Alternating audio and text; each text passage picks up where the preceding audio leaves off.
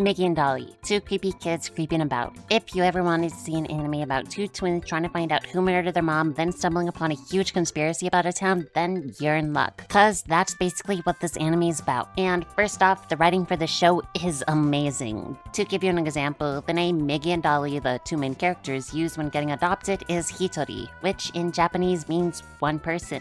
So the two of them quite literally pretend to be one person. That's just great writing if I've ever seen it. And if you don't really think it's all that important, in the dub of the show, they are called solo, so yeah, there's actual meaning behind it. And if there's so much meaning with just a name, there's gotta be a lot going on in the plot, right? Well, this anime makes you think you're about to watch a show about two genius boys doing devious things with devious intentions. We don't know their goal at this point. All we see is two creepy kids purposely tricking a loving family into taking care of them and pretending to be one person. How more devious can we get? And honestly, I would have been content with an anime like that. I might have dropped it if the antics didn't scale, but hey, there's nothing stopping me from watching the show. Then episode 2 drops, and I was kind of disappointed. Migi and Dali weren't actually super smart. They were just making dumb assumptions about their parents with a negative basis, saying they were killers who skinned peeps' heads to take their hair, just because they saw a wall of wigs. I honestly was disappointed and labeled the show as a comedy with no real way to grow from there. Just dumb kids acting devious, going around doing funny things. Then, the post-credit scene hit me with intrigue. They have a goal, an actual good one in fact. Find out who killed their mother. And at this point, the anime had my attention. Then came episode 3 and 4, where they set up future plot devices and characters. We had more of the usual deviousness, and it was good, but it started to lose my interest again. Nothing was developing fast enough, and I really didn't feel like there was much of a larger plot at foot. But episode 5 came around, and I was hooked. It revealed the most massive story and gave the anime an amazing way to progress. Every single episode that came out after that fed us more and more of that good plot, where every episode the stakes would grow and the plot would thicken. Everything kept building on itself over and over as the mystery grew. It's ought to stop at some point, but no, it didn't stop, ever. And there's none of that dramatic irony or opposite of dramatic irony. Super surprised there's not a word for that, by the way. So, come episode 2, we know exactly what Migi and Dali know, and seeing as they're not the smartest, being at the bottom of their class, the average anime viewer probably figures things out around at the same time they do. And this is beautifully worked into the plot, let me tell you. From figuring out who the killer is, to figuring out why their mom was killed in the first place, which surprisingly isn't connected to the extent that you'd think it'd be, yet it all makes logical sense, making the reveal all the more surprising. This ability to make the reveals come out of left field, yet when you learn them it still makes sense, but in a twisted way that you really didn't expect to happen, is actually crazy good. All I'm saying is the way plot is dished out in this anime is top notch, and that's all there really is to be said about the plot. Comedy, on the other hand, has plenty more to say. Now, for this anime, it falls firmly into the absurdist comedy sect. So, if you love absurdist comedy, you're gonna love this show. I mean, just look at all these absurdist wares this anime has to provide. They have goofy slithering on the floors for all your floor slithering needs, weird tongue joke thing if you really like that one scene from JoJo's, maximum head stoppage of a slime ball of a kid, and even crazy ass shot that for some reason appears during the climax of this anime that one comment said wasn't even the manga. Am I gonna confirm this? No, because it's 10 times funnier if it's true. All of this and more is available if you watch this anime. Call now at 1-800-WEIRD-ANIME-JOKES now. And yeah, it's just great. If you decide to watch this, you're in for a bundle of laughs because this slaps. Besides that crazy ass shot joke, their jokes are well placed, never being intrusive, but also extremely intrusive at the same time. It's hard to describe, but most of the time it fits in quite nicely with the mood of the scene it's involved in, and I quite like that. Well, that's mainly what the show's about, but I feel like I'm forgetting something. Like the whole point of the show? I swear I wrote this down at some point. It's family. The whole point of the show is family. As Vin Diesel once said, it's all about family.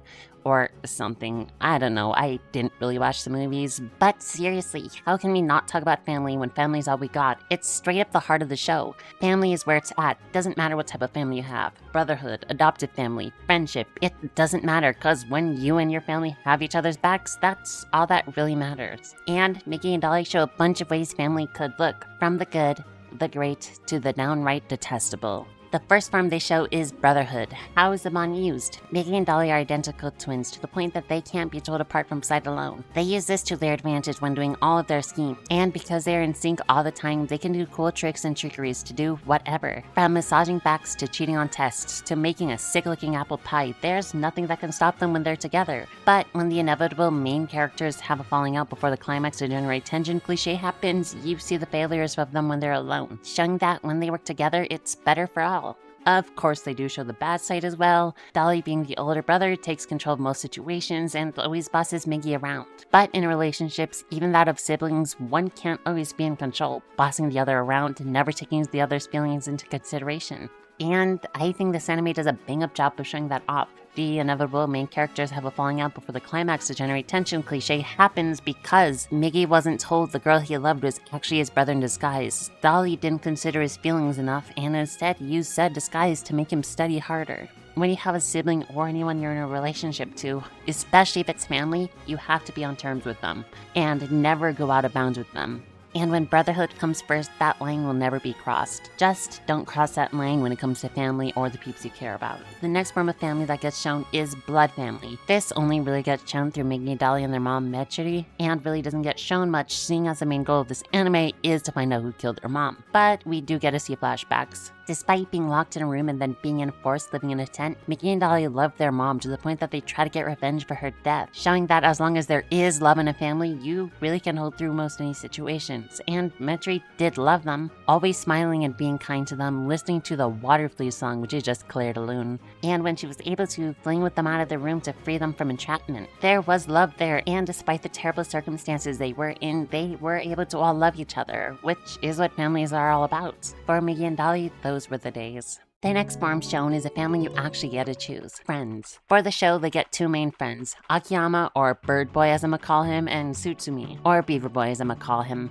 Now, friendship can start in different ways and take many forms. In this anime, they showed in two ways, starting with a very nice friendship between Migi, Dali, and Bird Boy. Bird Boy loves birds, which is why I'm calling him that. He hid his love for birds due to fear of getting hated or called cringe, which, to be fair, look at this costume he made. Sometimes bullying is needed. But Migi and Dali became his first friends. Though it was just so they could have time to snoop throughout his house, Bird Boy was still given the time of day to share what he loved and wasn't laughed at, outwardly at least. But he became a ride-or-die true homie because of this. And what small turned into a friendship, and a friendship turned into a bond. On the other hand, their relationship with Beaver Boy started out badly, terribly even. Many friendships could start this way, even though it may not be best to make friends with people who act this way. The only reason why Beaver Boy even hung out with them in the first place is because he wanted to use Hitori as a plaything, to bully and feel superior to. I mean, he was literally sitting on a throne. But after some much needed and righteous beating, Beaver Boy was taught to treat others on equal terms. He was still really not a friend at this point. I mean, who would consider such a ball of slime a friend? But he did come through during Migi and Dali's time of need. After hearing their heart-wrenching story, he actually teamed up with them, and though he had many times to abandon them during their plans to get a confession, he actually stayed by their side, helping out repeatedly despite being in mortal peril. So he came a long way from where he began. And though these two are very different forms of friendships, both sets came in clutch and helped a friend out when they were needed. So this anime is showing that if you want a true friend, give them the time of day to talk about themselves and how they really feel. And don't mock them for their joys in life. Also, treat them on equal grounds. Don't act like you're better than them. It's not cool. So if you're cool like that, you can form a really strong bond with friends and have them feel like a family to you. Next up is the Sonoyama family, Migi and Dali's adopted family. And let me just say, they are straight up the best parents around. They want to spend all their time with Hitori because at first they don't know he's actually two peeps. And they just love taking care of him and giving him what he needs. It's just so sweet. And the Sonoyamas are hilarious at that, especially the mom saying stuff like, and I just love all that Good boy. stuff. It's just so funny. But not only that, they are just so nice to Hitori, overfeeding him enough for two people, mainly because there are two of them, wanting to spend time with and sharing their joys with them, and just being overall sweet. You can feel the love the Sonoyamas have for Hitori, and it really shows, not even to mention the ending where they fully loved both Migi and Dali, and showed that they could tell there were two of them. They knew that their good boy was actually two peeps, even knowing the likes and personalities of each, without them even revealing it. They knew that both Migi and and Dali were different, so the diff Christmas presents hit me so hard. This is all to say they loved Migi and Dali, so adopted or not, they became the most real family there is. And despite Migi and Dali being uber secretive about the existence of both of them, the Sonoyamas knew, because they actually paid attention to their kid. And yes, that sounds like the bare minimum, but honestly it means a lot. Being able to know things about your kid just by knowing, not being told, heck, even being hidden from it, but still finding out because you love and care for your kids so much is actually insane. And this anime portrays their family just wonderfully, which can't be said about the next form it shows. It's time for the Ichijos. Now, family isn't always the best. Some people have really horrible, messed up families. Heck, there's an entire subreddit dedicated to insane parents, and this anime wholly shows the horrors that can come from family. The main villain of this anime is made out to be this family, and all of it centers around Reiko Ichijo. She is crazy with a capital C. Why is she crazy? Well, she partakes in the leisurely activities of homicide, kidnapping again, forced adultery, being weird, and just being crazy. And bringing that kind of crazy into a family is not a good thing at all. But besides all of that, she has a drive for perfection. She wants her family and everything involved with it to be seen as perfect. To do this, she does some crazy things. First of all, she's overly controlling. If any kid, not even one of her own kids, acts out, she throws them into a room and makes them act like babies. Like what? She calls it re-education, where she's teaching them stuff as if they're a baby. But it's weird and it's not cool. That's not even to mention the diorama of the town she's got in her attic so she can control the whole town. And if anyone tries to reveal her super creepy and evil deeds, she kills them. No remorse. An episode is just called Kill, Kill, Kill, Kill, Kill, so she do be killing out there. But where's her husband in all of this? Being ignorant as hell, quite the opposite of Reiko. And he actually gets called out in this anime for his unaware ignorance, and I love to see it. Because if he actually paid any attention, at least some of Reiko's evil plots could have been stopped. But no, he did nothing. What's worse is her conquest spread over to her kid, Eiji, where when he becomes imperfect in his own eyes, he said, "Guess I'll die," and try to burn the whole house down. All of this is to say, if you have a drive for perfection in a family, there will be no perfect family. A good family is when all are loved and valued, and when your goal is for others to see a perfect family, there will never be a perfect family, because you're forced to look like one. So when you messed up, instead of being taken care of or taught, they're instead scolded or locked in a room to wear a diaper. It can't work. And the drive for perfection ruins perfection. And if a drive is all someone lives for, especially a parent, a kid will value it just as much. So when it crumbles, their world crumbles, much like it did for Eiji. Okay. That was a lot, but what could Reiko have done better? Well, she had to switch it up, look at things different, see the bigger picture. She wanted a perfect family, but couldn't conceive kids on her own, so she did something that's a spoiler. But because she couldn't conceive kids on her own, what could she have actually done? It's not like we were given an answer and the first thing we saw in the anime was something she could have done. Yeah, it's adoption. Like Migi and Dali were in episode 1. Crazy, right? But her drive for perfection blinded her into doing crazy and unredeemable acts. And that's all to say, this anime portrayed an amazing broken family, showing that sometimes, yeah, family sucks.